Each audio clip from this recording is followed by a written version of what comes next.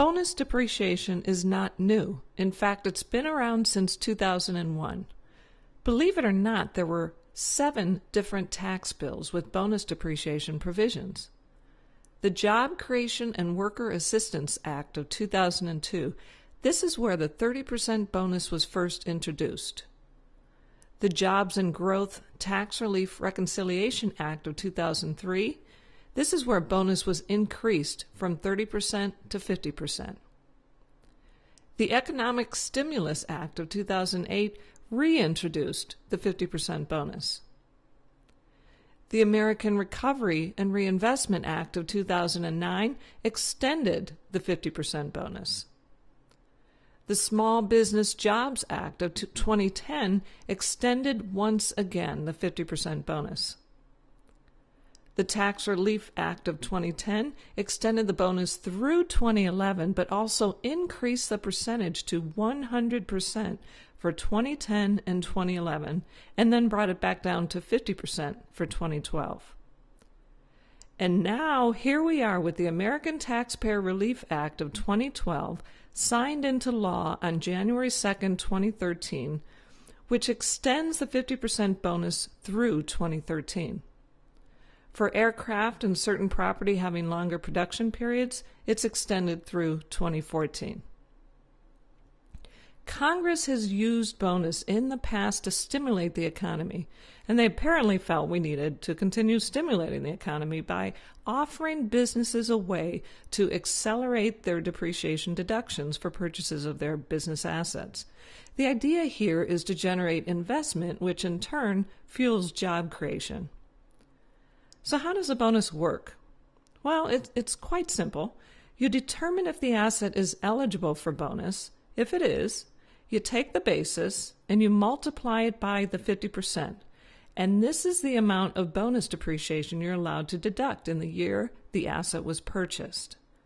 You then reduce your cost basis by the amount of bonus, and this remaining basis, this is what you depreciate over the appropriate recovery period.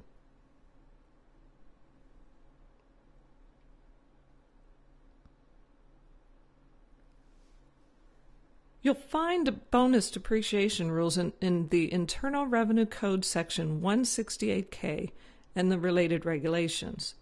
One of the questions we are asked most is, what property qualifies for bonus depreciation? The 50% bonus depreciation applies to most machinery and equipment and other tangible personal property, most computer software, and certain leasehold improvements placed into service before January 1, 2014, or January 1, 2015 for certain property with longer production periods and certain non-commercial aircraft. The original use of this property must begin with the taxpayer. In other words, it has to be new property. It cannot be used property. Qualifying property includes maker's property with a recovery period of 20 years or less. Computer software is defined under Section 167F1, water utility property, and qualified leasehold improvement property.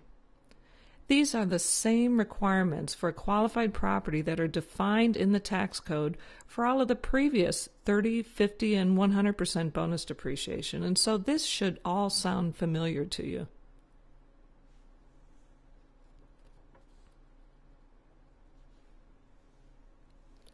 It's important to note that there are no dollar limits for bonus depreciation like there are for Section 179 deduction.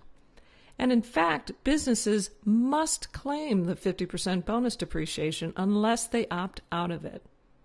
If they decide to opt out, they are required to opt out on a class-by-class basis.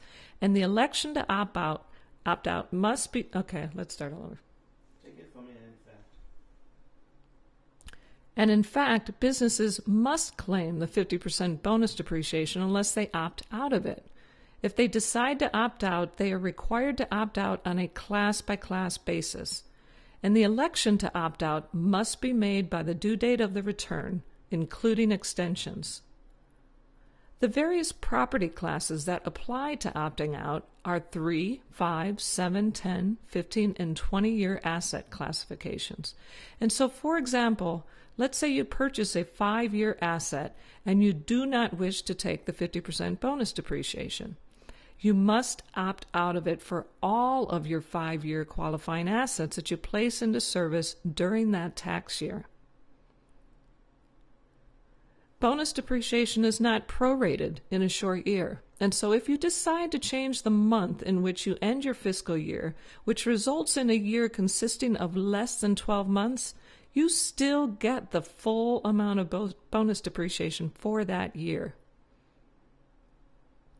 And you'll be happy to hear there's no AMT adjustment needed for assets claiming the bonus depreciation.